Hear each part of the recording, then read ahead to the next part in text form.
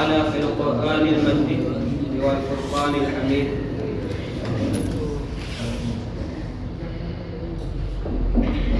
يا أيها الذين آمنوا ادخلوا في السلم كافة. وقال النبي صلى الله عليه وسلم: المسلم أخو المسلم. یا الہی جب تک میرے بدن میں جان رہے، یا الہی جب تک میرے بدن میں جان رہے، میری یہ تمنا ہے کہ میرے لب پہ تیرا قرآن رہے، اور الہی یہ بھی تمنا ہے کہ اس دنیا میں اگر کوئی کام کر جاؤں، یا الہی اگر توفیق مل جائے تو خدمت اسلام کر جاؤں۔ قابل ذی وقار، جیسا کہ آپ میرے موضوع سے بخوبی واقف ہیں، اس لیے میں اپنے موضوع کی طرف آنا چاہتا ہوں۔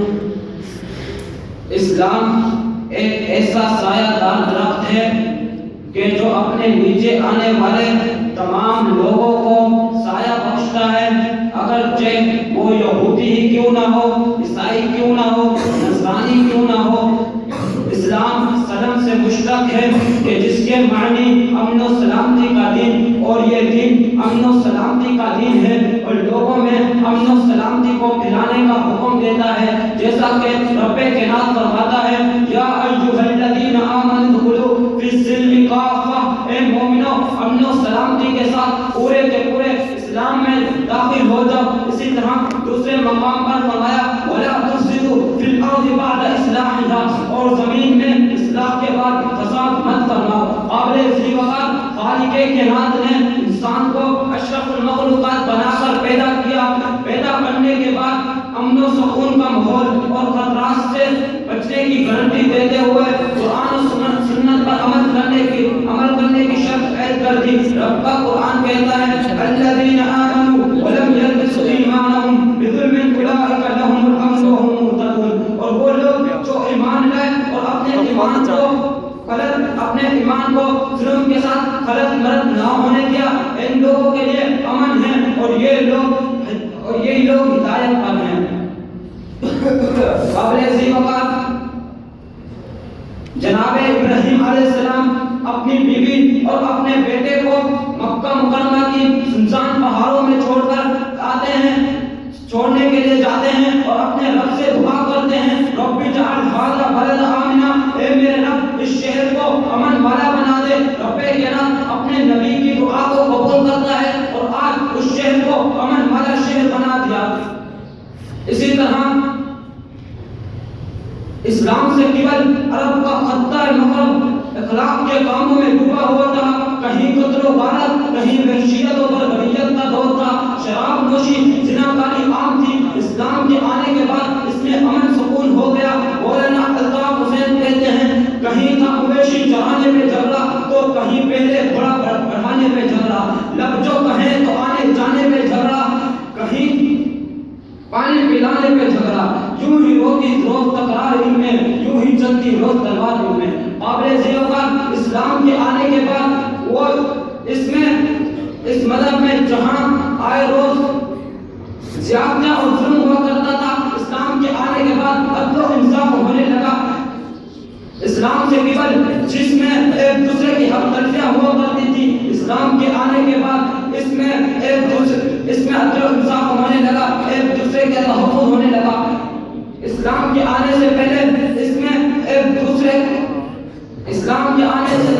اس میں شراب نوشی، زناکاری عام ہو چکی تھی۔ اسلام کے آنے کے بعد یہ سب کچھ ختم ہو گیا۔ رب کائنات نے اسلام کو امن و سلامتی کا دین بنا کر بھیجا، دین اسلام کو امن و سلامتی والا دین بنا کر بھیجا، امن و سلامتی کا پیغام دے کر بھیجا۔ یہ رتبہ بلند ملا جسے مل گیا، ہر مدعی کے واسطے یہ دار و حسن کہاں۔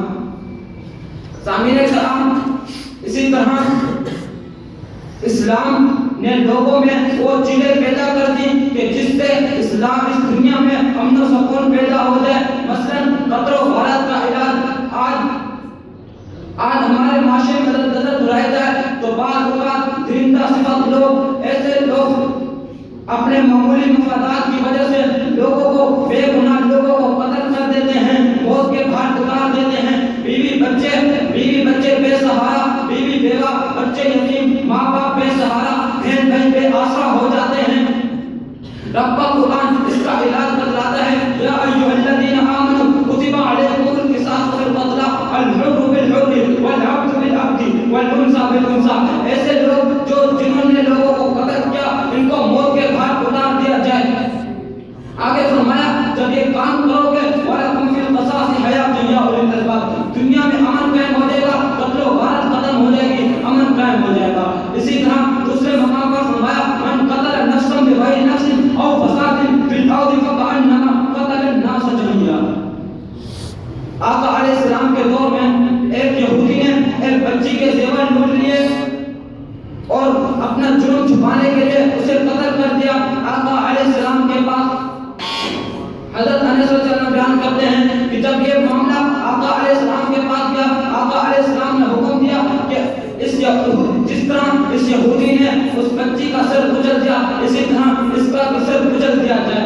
اللہ رب العالمین سے دعا ہے جو کچھ سنا اس پر عمل کرنے کی توفیق عطا فرمائے۔